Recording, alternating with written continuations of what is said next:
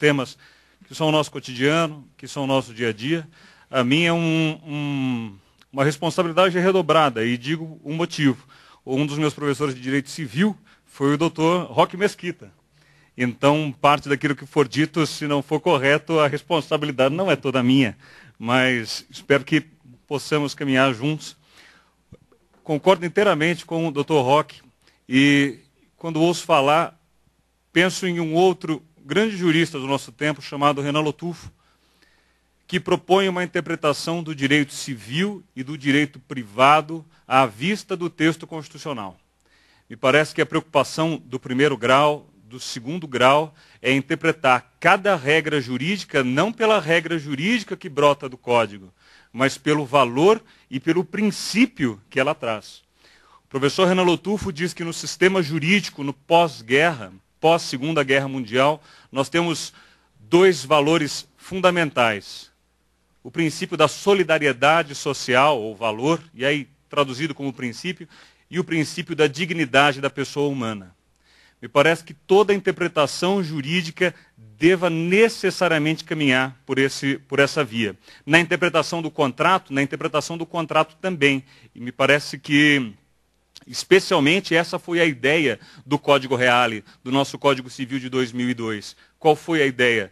Trazer princípios novos. Uma realidade distinta daquela em que Clóvis Bevilacqua via uma sociedade de 1916, 1910, do que antecedeu, uma sociedade agrária, uma sociedade que se vinculava na figura do pai de família, do proprietário, do testador, do marido, deste protagonista, passando por uma sociedade absolutamente distinta, que é o que nós temos hoje, com princípios novos. O princípio da eticidade, os valores éticos hoje compõem o nosso sistema jurídico. Princípio da socialidade, princípio da operabilidade. As regras jurídicas existem para que surtam efeitos. E o professor Renan diz, princípio da atividade.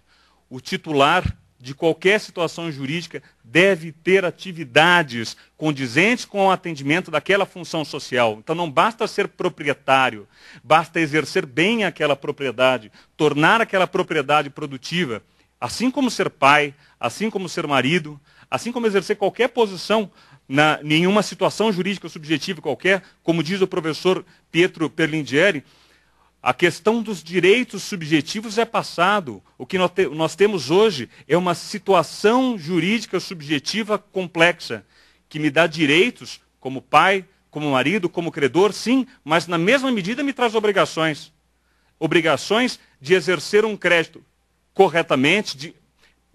Uma das questões que nós poderíamos tratar, e aí eu já antecipo uma preocupação minha, é o que a doutrina italiana vem falando sobre a responsabilidade civil dos bancos pela concessão abusiva do crédito. Será que no início do século passado nós poderíamos imaginar isso? Jamais. Mas hoje é uma preocupação nossa.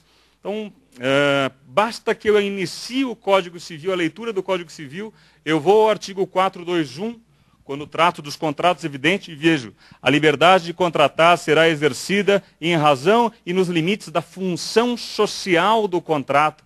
Veja, nós não temos mais aquela situação credor contra devedor, mas temos uma relação obrigacional que surta efeitos no meio social. Porque se assim não for, não há razão. Porque se assim não for, é um direito individualista, egoísta, que não serve absolutamente nada. Então, hoje eu gostaria só de acrescentar que é por isso que eu insisto neste ponto de vista, que o juiz de hoje, o juiz moderno, ele tem que ter uma formação sociológica, ele tem que entender a realidade social que o cerca.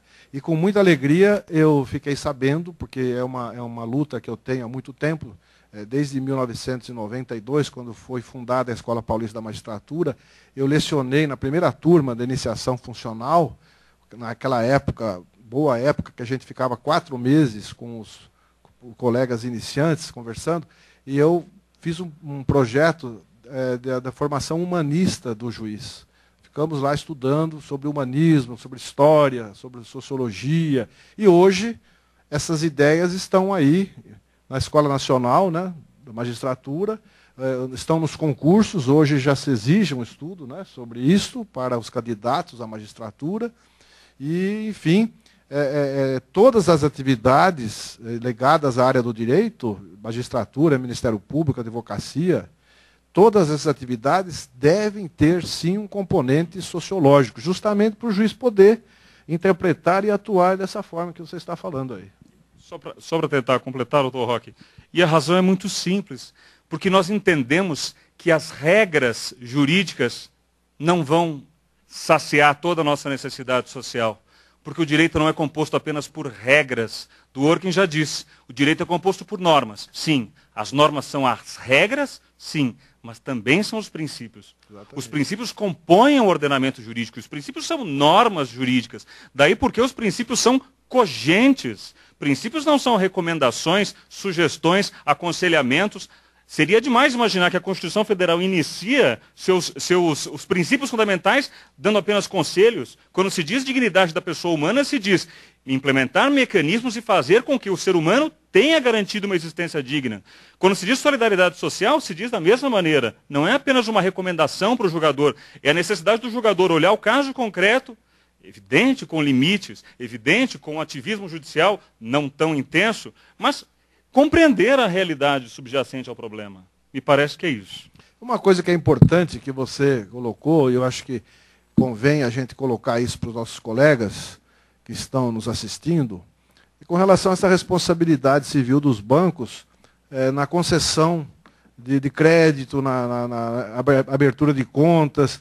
Ainda hoje estava conversando com o Irineu Fava a respeito das consequências que podem ocorrer para o cidadão quando um cheque seu, ou a sua assinatura lançada num cheque que está circulando aí na sociedade, é copiada através dos meios eletrônicos que existem à disposição de qualquer pessoa, e depois, com base nesta cópia, se faz um pedido ao banco para que se tire um dinheiro da conta corrente desse cidadão e se deposite esse dinheiro, se transfira esse dinheiro na conta de outra pessoa, física ou jurídica, causando um prejuízo para aquele cidadão que é correntista e não tem nenhuma responsabilidade com relação a isso. Você vai tomar o prejuízo, porque o dinheiro vai sair da sua conta e vai para a conta de outra pessoa. Até que ponto o banco é responsável por isso? Não deveria ter mais rigor? Hoje, os tempos mudaram. Acredito que os bancos deveriam ter, hoje em dia, mais cautela para a abertura de contas, para pedidos de transferência. Deveria haver mais rigor. Você não acha, Alexandre? E exatamente é isso que se verifica. A doutrina italiana fala hoje e francesa sobre a questão do superendividamento. Os direitos do consumidor, da pessoa humana, não veja como consumidor endividado. É lógico que o sistema deve identificar a situação, por que se chegou àquele momento. É lógico que os homens são responsáveis pelos seus atos, doutor Roque, mas também, por outro lado, existe, é inegável, uma excessiva oferta de crédito. Uma excessiva oferta a pessoas que, evidentemente, não têm condições de honrar os compromissos. E o crédito é concedido à torta e à direita. Então, me parece que a responsabilidade também possa caminhar por aí. Olha, uma coisa que chama muito a minha atenção aqui no 2º grau, e acredito que lá no 1º grau também, é essa facilidade do crédito consignado. Então, nós temos vários processos de servidores do próprio Poder Judiciário que, porque não estão com seus vencimentos atualizados, eles não têm